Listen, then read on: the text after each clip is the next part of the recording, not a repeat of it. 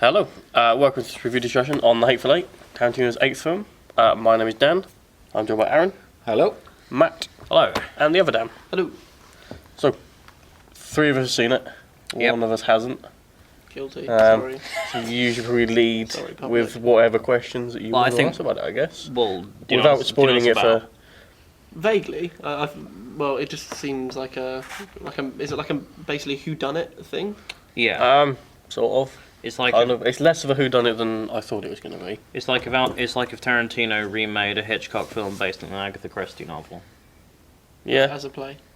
Yeah. It's very play-like. I mean, basically, just as a brief summary of it, it's about so Kurt Russell and Samuel L. Jackson playing John Ruth the Hangman and Marquis Wallace, General Marquis Wallace. are going to a town because they've got to go and do something, but the snow's really bad, so they got to stop at a Haberdashery. at Minnie's haberdashery, and they meet the rest of the Hateful Eight. I'm going to seem really simple here. What is a haberdashery? That's a clothes maker, isn't it? Is that Yeah. right? Am I being thick? Like I think it a is. clothing shop. So I have no idea why it's called Minnie's haberdashery. But like she was like making them stew. Why don't you tell us in the comments, everyone? If you don't have If you know what haberdashery is, let us know, because we clearly don't. I literally thought it was like a mishmash, just a shop that has everything. it does. I mean, they got the jelly beans. They got they got stew. They got chess. Is it just like a general store? An old general. Kind of, yeah, Yeah. that you can sit in and warm yourself in front of a But, fire. you mentioned his name was Wallace. Yes.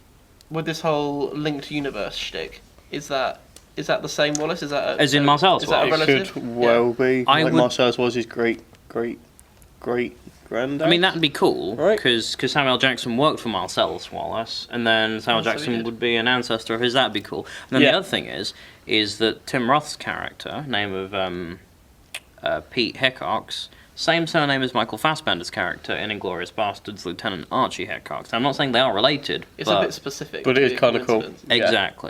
exactly. Some nice little nods. Exactly. Yeah. I mean, it's probably Tarantino's most self-referential film. If the Pixar theory exists, this theory exists. Yeah.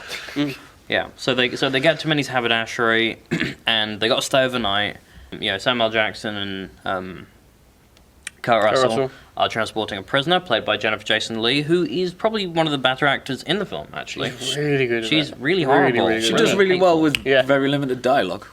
Yeah. It is Yeah. literally just smiling and like, she's not a nice woman. I don't even know what she did.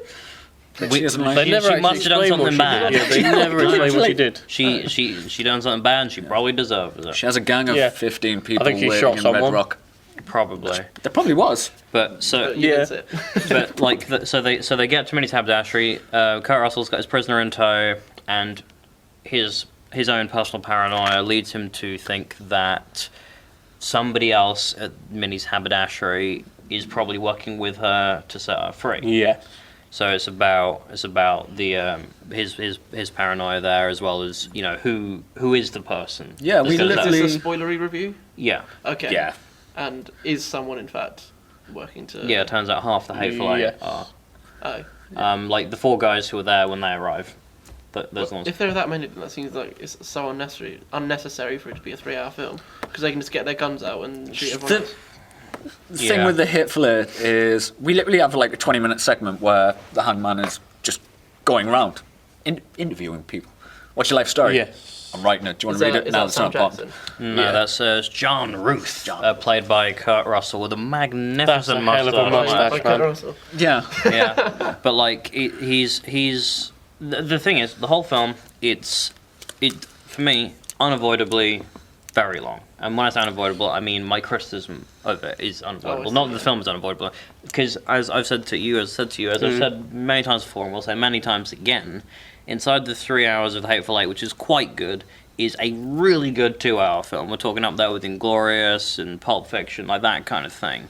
It's much too long, and watching it, you can see why it's too long. We're talking shots that go on for too long, conversations that back and forth for too long. I mean, the opening shot of the film is like pulling out of a Jesus statue for like real time. That goes on for at least 5 minutes. Yeah. Like just like that, really slowly, and the credits coming really? up, and then you can see the stagecoach come in, and You then hear it for like 30 seconds before it actually turns the corner, and you're just like, What am I looking at? and then it arrives. So you can see why it's too long. And when Kurt Russell and his paranoid mustache are like, "What are you doing here?" He's asking everybody, and you can see him walking to everybody in the room. Like just cut to him. It's very play-like. There's it's a very point stagey. where they go to make a cup of coffee.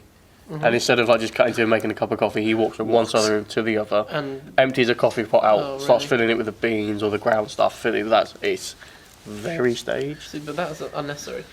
It is. Well, but Tarantino then said he it's- wants to go into doing theatre It's or part books of, after film. that and that's also how stuff like The Good, the Bad, and the Ugly worked as well. Which this is The very Good, much. Yeah. The Good, the Bad, and the It's- Ugly had more than That's one location. again really drawn out. I thought there was a lot of action going on The Good, the Bad, the Ugly though. I like watching The Good, the Bad, and the There is- Ugly as kind of like a buddy comedy because it's like these two guys. I see it. I mean, the thing is, Good, the Bad, and the Ugly has these vast expanses of Yeah, land we're and stuck in this one room. exactly. It's like Yeah, Reservoir it's like, yeah. Dogs, but really expensive Not a lot to and see, really is it? long. I mean, if Yeah. Reservoir Dogs went on for 3 hours, we wouldn't stand for this show. But Maybe not. Was Yeah. Reservoir Dogs just like 2 hours? I think it's it's- about it's 90 not- minutes. it's- yeah, it's it's not not long. that not long even at all. 2 hours It's- long. Yeah, it's really easily lean short film. I Very watched good. it for the first time at the beginning of last year. Really? That was really It's my good. favourite Yeah, Tarantino like- film. That's interesting. It's his most restrained, but probably because it had to be. But then it's his first one, yeah. Yeah. Have we all seen everything he's done? Yes. I never made it through all I of don't Jackie think I've seen Brown. Jackie Brown, no. Jackie Brown's really good. Jackie Brown's is Actually really enjoyable. based on a book. I need to give it another chance. Jackie Brown is the Tarantino film I find that no one's watched. Or Yeah. it's the one that everyone kind of skips over for I know, yeah, but it's whatever like years reason. ago, really. It's on Netflix. Everybody watch it. Is it? Excellent. Yeah, yeah. Didn't know that. Yes. Something, I'm going to talk more kind of generally philosophically about film even. We were having this conversation earlier about we get a lot of directors who once they become established start to get what we see as kind of really making too long films, being self-indulgent, basically doing a masturbation-a-thon on screen. But who's right? Are they right that that is actually the best way to go because they've had the experience and that's where they've ended up? Are we just the noobs who only appreciate the Well, the thing more is, base films? the thing is, we're watching it, and that's who the film's for. There I is mean, that. even if they are making the film for themselves, and absolutely make your film for you because you want to like it. But at the end of the day, you've got, as a filmmaker, you've got to watch that film 100 times a day, 100 times ever, and until it's right. And I mean, I'm sure at some point in our university careers, we've had to just like a little thing, and you're like, okay, I don't want to listen to this anymore. Imagine a 3-hour film. Oh, horrendous. Yeah. And I think Tarantino is. He's really good. He's one of my favourites. Even if you don't like him, I think he's really good. But he's Yeah, definitely surrounded by Sam. people who don't tell him no. Or, because his editor... Sycophants everywhere. Well, yeah, I mean, his editor, Sally Manker, who did all of his films until Django and then she died. She was obviously... That's an abrupt history. That's a good history, man. But that's all you need to know. But she died, and you can tell there's a difference in quality because in Tarantino's last 2 films, Hateful Eight and Django Unchained, the story ends before the film does. At the end of Django Unchained, Christoph Waltz shoots Leo, and the big shootout happens, and whatever. Say goodbye to Miss Whoosh. Exactly, and then Django rides off, wherever. But then, And then he comes back. yeah, and then he comes back. Well, We know- but that plot has been, they've had their ride off into the sunset moment. at which point the film's already done. And same with the Hateful Eight. Like, the mystery's been solved, and all the answers have been done, and then you got this really long. Now, gratuitous. I liked it, but objectively, it is gratuitous. The hanging scene at the end, where Yeah. and it's going on for like so long. It's like, all right, we get it. Much as I'm a fan of my violence, the film, the story is over by then. Yeah. You know what's happening. They're just But isn't playing that it sort out. of the point of it as well? Because this film in particular, you're sort of dropped halfway into a story anyway. That- He's already had some sort of adventure with this woman anyway to That's get her actually there. true. I mean, The point is, Tarantino. you just see this one chunk in this room. Is that not irritating? I actually didn't mind it. I mean, I thought it was fine. Because that was the whole point of that. It was that I don't get to see these people's backstories. I don't get to see any of this sort of stuff. I mean, Tarantino said of the Hateful Eight, both the characters and the film, that it should feel like all the characters in the film have had maybe 2, 3, 4 other films before it, and this is Yeah. where they've all met up at this one central place. And, That would take literally forever. yeah, but I don't think he intended to mean that, like, I'm going to make Yeah, not films going to about make this those one. films. Just It's you can like- imagine they've had lives before this. Yeah. I mean, they do talk about their past in a very Tarantino-y way. It's not. Yeah. it's not that. It's quite expositionally thinking about it. I was going to say it wasn't, but Yeah. it really is. No, it is. But then again, because it is a stage play. Yeah. And it really is a stage play. It's when they say, I'm going to go over here now, and then he walks over there, as opposed to just No walking over tangent. there. They do kind of say before they do, Yeah, which I guess is a stylized thing about it, because they constantly do it. that's true. But then, Which is why I didn't mind it so much, because they keep doing it. You kind of then it's part of the rhythm of accept the it a little film. bit, yeah. But I mean, it takes them. I think Mark Kermode said it takes them 33 minutes to get to this it's at least a primary good half location. hour. So the first half an hour of the film is just like them picking up other people along the way and being like, I remember you. You were such a badass back in the day. You killed like 47 people. Aren't you such a badass man? And I'm like, don't tell me he's a badass. All right, show me. You know, I would prefer a scene of Samuel Jackson burning down a thing than just Walton Goggins being like, he's such a badass 'cause he burned down 47 people. And he's a proper hillbilly-ass hillbilly in it as well. I mean, the thing is, the front half of the film is very Bilbo Baggy. Like, it needs to be, you know, that could be 15 minutes. That could be 10 minutes if you want it to be. Not half an hour. Like, come on, Quentin, cut it down. He needs that to, or whoever does that, says to him, he's script editor or... make it 2.5 hours, make it 2. Someone who's not terrified of him because he's a psychopath. I think he must be very intimidating, I reckon. Because he's really intense, you know? Yeah. Like, I mean, we see him in interviews. What's he like on films when this is his, you know, every film he does is his passion I wonder project. what's he like on films when it starts to go tits up. Because it will do. On everything it will. It happens. And like, I can't quite imagine what he's like. To be annoying, give you a bit of the stress and the pressure hits kind him. of insider story. Apparently, an insufferable arsehole, I've heard. Really? I mean, this is from a secondary source. Obviously, I have not worked for Tarantino, but someone who claimed to have spoke to me about him and said he's one of the worst human beings he's ever met. Then again, this person was also not my favourite human. I mean, Tarantino said in his Hollywood Reporter Roundtable interview that, you know, there are days on set when he's like, fuck this, I can't do this anymore, but then he thinks, wait a minute, I'm living my dream. Like, this is a luxury industry anyway, but this is the thing I want to do. And that I do like that he snaps him out admits of it. that sort of thing. Yeah. He's not... he is big-headed. Yeah. But he's kind of humble enough to admit that he's big-headed. He does sort of realise, like, he is lucky to be in it. Yeah, and It doesn't change him being big-headed and an arsehole, but... Sorry, I wouldn't say back to what you said earlier. I wouldn't say that I strongly hate or dislike him. There's something about him that just fundamentally irritates me. I don't know what it is. It's not a logical thing. He just gets on my tits. It might just be a very British thing that he's just a terribly gauche, loud American. He's very, very loud. I just find him irritating. I think that does come through in his films, that they are very over the top, which again is not a bad thing. It's clearly an intentional style. But it can become a little bit tiresome, I think.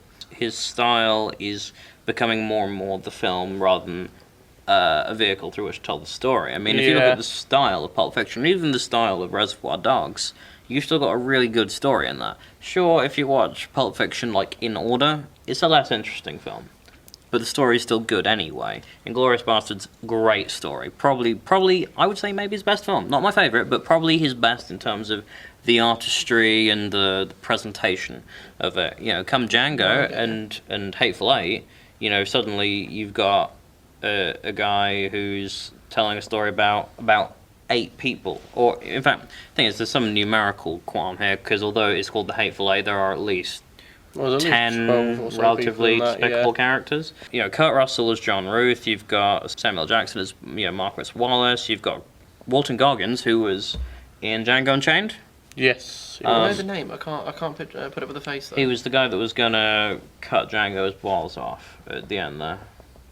Oh, okay, yeah. So that guy, he's actually really good in this. Like, I really enjoyed watching him. Really good, yeah. I mean, Walton Goggins is a proper hillbilly name, but he, you know, he brings like a good deal of humour to the film. He's enjoyable to watch, you know, because the one thing I do like about the film was like the Hateful Eight is such an apt title. Like every one of those characters is despicable. yeah, like There's not one person in that film that I can relate to and like. Not even Sam Jackson. Nope. no, even I thought he was, By a and long then, shot. and then he tells a story. I think it's which that's might not be true. Tarantino's best story. You know, like it beats Tim Roth's story in Reservoir Dogs, which was my favourite monologue from a Tarantino film ever. Oh, well, he's just such a despicable, horrible man. possibly worse than any of the others. He's a nasty piece of work. He's not worse than. I'd say he's not worse than Kurt Russell's character. Like, Kurt Russell's character is just horrible to begin with. I think, but like, the thing is, like, that story that he tells, I don't know whether it's true or not. It's just to get inside that old man's head so that he can kill him. True. Is he Kaiser Soze? No, basically, Samuel Jackson, this movie is no usual suspects. Yeah. What's that? This movie is no usual suspects. No, it isn't. It's very much more. Here it is. Basically, Samuel Jackson plays a northern sort of Union major during the sort of slavery days, I guess. And Bruce Dern plays an old Confederate general type. So they've been fought exactly, which is the least you expect of the film. Samuel Jackson says to Bruce Dern, he says, I met your son. And the guy goes, you met my son? I haven't seen him in a long time. And he goes, yeah, do you want to know, like, when I last saw him? Coming. Yeah. And then the guy goes, yeah, tell me. And he goes, I last saw your son the day he died. It was snowing, and I made him strip down to his balls, and we walked through the snow for 2.5 hours, and all he wanted was a blanket.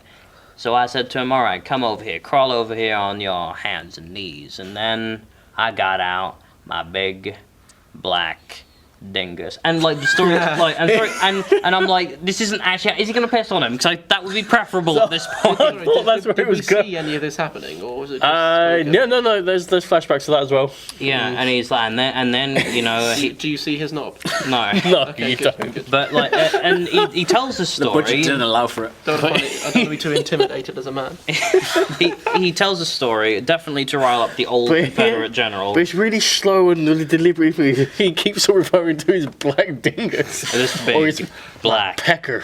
That's the back of his throat. Whoa! And is it with Americans and mentioning just cocks in every sentence? It's so graphic that Always his throat was so warm, you know, like that. It's kind really, of thing. really graphic and grim. He pissed on him. He made No, he made himself sick. No. But no, when he's talking about like all a cold man wants is a blanket at this point. He doesn't want anything else. Like, I'm like, at least if he pisses on him, that seems that seems like the preferable option here. Temporarily. I mean, in the snow. And all I was thinking was like, I know he's got like a white guy at his heel, but like I don't know if I could get it up in that cold. I'm impressed. Yeah. Maybe he didn't. Maybe it's just that big. Maybe it was a cover. But the point is, it's a story he tells this old Confederate general, presumably to rile him up, because then he reaches for the gun. Because he puts a gun down for him, specifically so that he can kill him and not be called a murderer for it. It's an antagonistic story. Yeah. Whether or not it's true, I don't know. They never explain. That does sound interesting. A lot of stuff Sam Jackson says in it is a lie. Yeah. Because it's one of the few flashbacks we get. Yeah. Yes. But then this is the thing with the film. A lot of the film is stuff happening. A lot of it isn't them telling stories. It's them talking about the here and now. Okay, there is no weak link in the characters. Like there is no likable person here. They're all horrible. There is. You don't necessarily want. Yeah, even if the anybody one was to die, you wouldn't go, "Oh no, the character I liked." You'd go, "Oh, interesting." The character I was interested in died, but what do you mean? As in, if you don't like anyone, if you don't relate to anyone, they're all objectively horrible, but you can find some charisma in them. I mean, think about it. They're very charismatic. We've all seen Reservoir Dogs. It's the same kind of thing. Like they're all criminals. But we enjoy watching Michael Madsen cut a guy's ear off and nearly set him on fire. To an excellent soundtrack. That's true. I get you. So there's that. But what it is that like they're all kind of equally horrible. I mean, take for instance Kurt Russell. In every scene he's in, he spends a lot of time like punching Jennifer Jason Leigh like in the face. But he's dedicated to those punches, man. Like, he really is. And does have weight. Does it have the sound effect on it? Nice. I don't know, but like it plays like she's getting hit all the time, and a lot of people will complain the film's misogynistic. But like she's just as horrible as them. And I think she might have like the biggest death count of everybody in the room. I don't know what she did, but she killed somebody she wasn't supposed to. She has a good KD going on. Surely that's less sexist if they're treating her as an equal. Well, this is what I'm saying. Punch her in the face if she's a... Because what I'm saying is she's as horrible as them, and she is as capable... I mean, she's a prisoner for the whole film, but she is as capable of as much evil as the rest of them. So, she's fair game to hit. I mean, I think everybody should be fair game to hit, to be honest. Like, if you're going to hit people, hit everyone. Yeah. So yeah, sure, hit her, hit him, shoot that guy, shoot her as well. See that llama? Exactly. Yeah. But Terribly progressive of you. you know it. But where are we? So Walton Goggins plays the sheriff, and he's like I said earlier. He's really the funny. nicest person in it. Yeah. But that doesn't make him any less despicable than any others. He's got, like, he's this- on the right side of the law. He Just has British, this just right and British. wrong thing, but he's a horrible person. Yeah. He's a horrendous He's southern actually racist. been in quite a few things, hasn't he? Well, Walton I've only Goggins, seen him in yes. Django. Well, He was in every season of The Shield. So there's like 6 I haven't seen it. seasons. It's really good, man. Like, I've really heard good. it's really. Have you still got the box also set? heard Yeah, things. it's on the shelf, blended. Yeah, he was in The Shield. He was excellent in Django Unchained, and in every role, he kind of plays the same archetype because he's really good at that.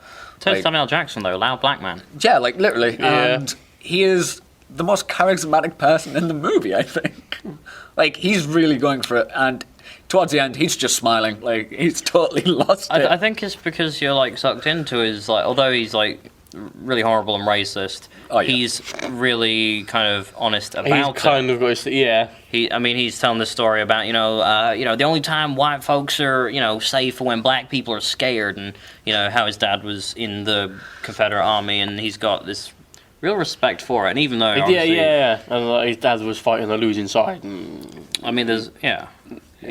It's different times, different beliefs, but he is still racist. Like, there's Yeah. no behind that. Yeah. But he's he stands through his morals through all of it, and even towards the end where he's like, "Wake up!" and he's just Samuel L. Jackson's like cracker, and he's just like, "Oh, this is the best camaraderie racist team in the world!" Like literally.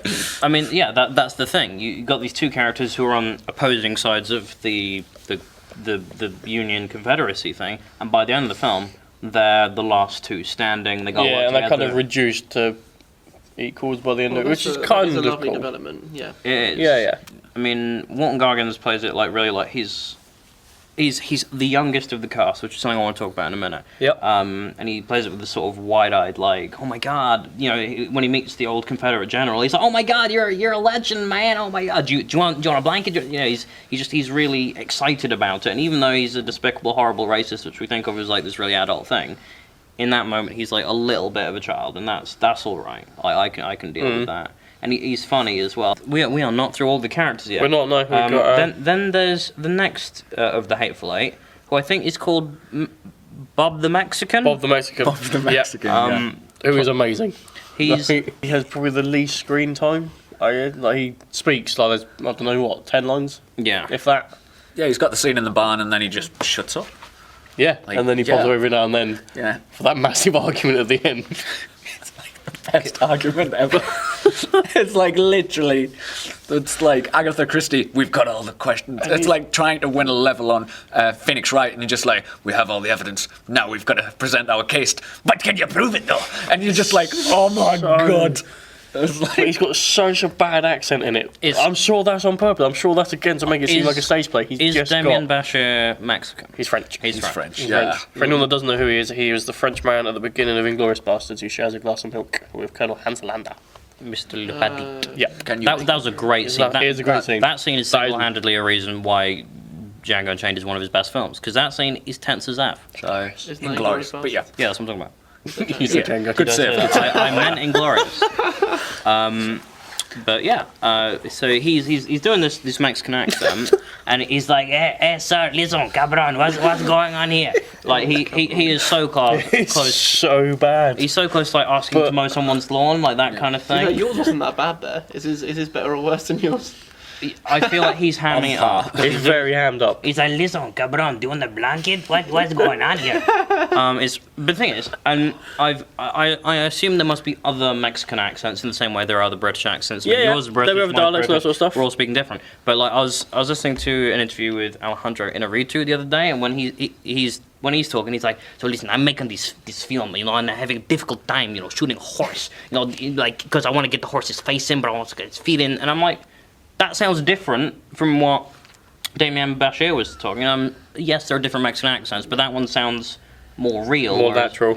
So maybe it's part of his... I'm sure part of it's hammed up. Plus he's called Mexican Bob, And I think he plays a character in Machete Kills, Robert Rodriguez's Oh, really? film, called, like, Bob Mexican or something. It's not. That's not his name, but it's something Mexican. Yeah. Then we've got Oswaldo Mowbray, played by Tim Roth. My favourite character. With this delightful, sort of definitely put on British accent. Tim Roth is British, so that's all right. Yeah. So we're like, hello there, I'm Oswaldo Mowbray, and he's actually pouring the tea. And he's like, well, it's just got a lot more cozy in here. He was pinky up on everything. Yeah. I'm the new hangman of Red Rock. No. He's a very Christoph Waltz type character, sort of polite but really dangerous. Yeah. I And think we were on this the other day. He could have been played by Christoph Waltz. Like, I if would they just prefer swapped him him. out for whether Christoph Waltz was British or German, like he's that sort of. It doesn't matter if he's British or not. Well, I guess they were shooting That that at the doesn't same come time into as it. Spectre. Then. Yeah. It just There is might that. not have been available. I also Yeah. quite like the fact that Tim Roth is in the Tim Tarantino film again. Like, Tim Roth he's is such really an good. underrated actor. Oh, he's brilliant. If not, he's Mainstream. definitely getting some jobs off this. Yeah, this could do an Uma Thurman and sort of like make people notice him again He- in the way Well, that Pulp Fiction Tarantino did. does like doing that. He likes it. Yeah, in the way that Kill Bill did for Uma Thurman, this could do for him. Uma Thurman's role in Kill Bill is a more, not only is she front and centre, it's also a more showy role. There is It's that. more iconic, When I think Uma Thurman, I'm thinking, So what we've got is a great cast here, and finally, Michael Madsen. His voice is literally gravel, isn't it? Like in this one, he's like, well, I'm doing my life story. So I was like, all right, he's doing a voice. No, I watched an interview with him. No, That's that is real his genuine voice. voice. Yeah. Is Yeah. it really? Yeah. Yeah. I don't think I've heard him speak in real life. I think it's David got more Hayter. gravelly over the years. Yeah, I mean, listen He to was him still in Kill gravelly in Reservoir Dogs. Like, Yeah, but like, you gonna bark all day, little doggy? You gonna bite? Like, that's still, like, I don't know. but he's not Batman. It's an awesome voice. It is cool. Although it does sort of limit him to Tarantino films.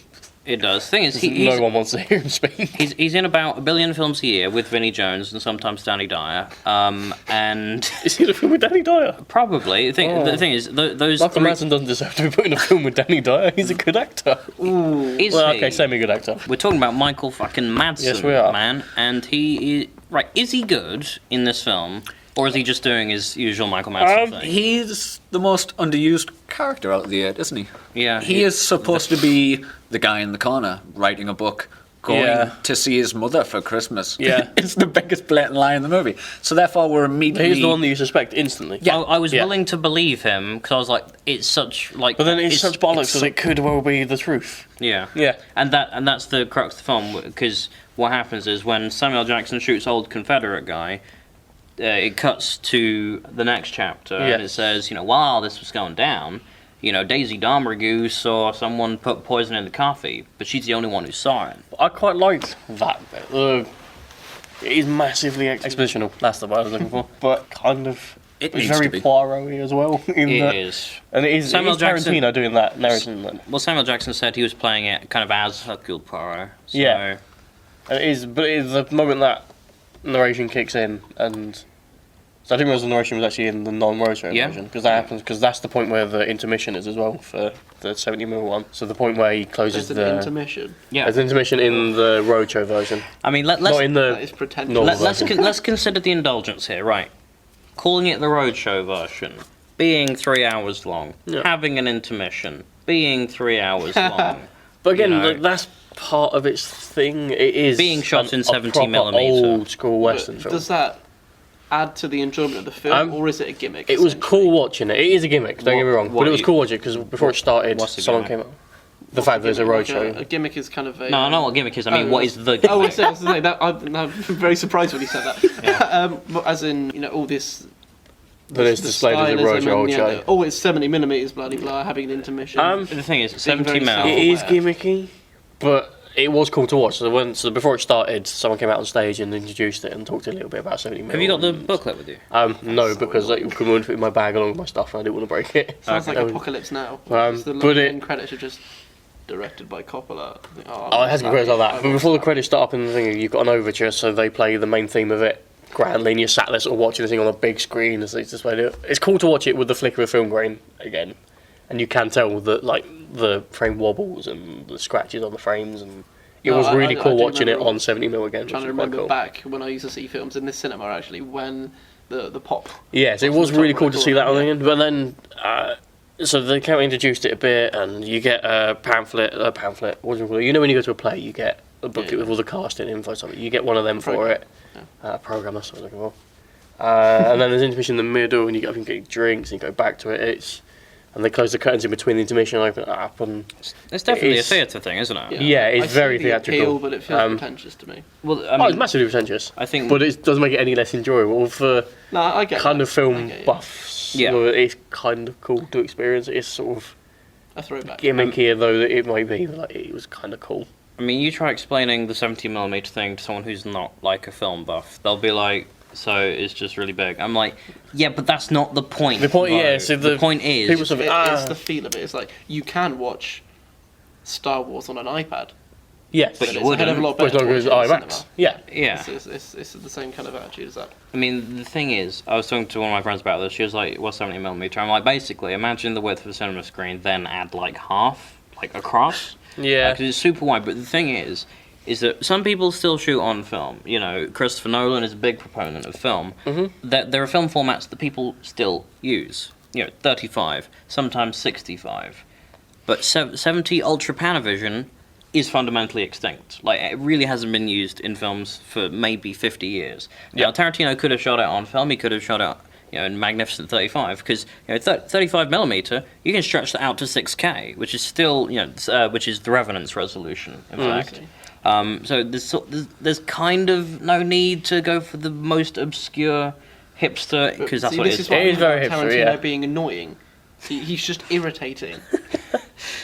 And the thing Really is, grinds my gears, though. nowhere does film really. I mean, you got Leicester Square, Yep. one. I That's think it. that's the only showing That's the only in England. Yeah, was it's the only Leicester cinema Square. in the UK that does it. There are about 100 in America, but America's Yeah. like way bigger than here. So basically, that's the same amount as like having one. Same Yeah. density. I get that it's for the sort of theatrical performance of it, and with this ultra wide lens, you can see film even. You can see the whole room, so it's kind of not as much cutting, so you can just see that someone's over there. Yeah, 'cause and you- it's very stagey because when you're watching a stage thing, you don't You really see everything. Yeah, you it's, don't it's all cut. there. Yeah. So maybe that's part of the appeal of it. But the thing is, when it comes to home media, DVDs, torrenting it, which is definitely going to happen if you haven't watched it online already, there's You're not going to get the effect. you're not going to get the effect. But the thing is, you're never going to get the effect. You're never going to No. get the no one's TV's that wide. Yeah, No this one's is the TV is film I that suggest big. people watch on the big screen if you can. Yeah. Like, it doesn't have to be in the 70. Just watch it on the big screen. I mean, I watched it at this. I watched it at the Yeah. cinema on our normal digital 35mm. I will watch projector. it again in that one. I want to see the differences. I want to see what I'm missing and whether or not. Because I didn't find it quite as arduously long, possibly because of the intermission. Or it may irritate me more watching it all in one go. Does the film itself kind of transcend all these, what I'm going to call gimmicks?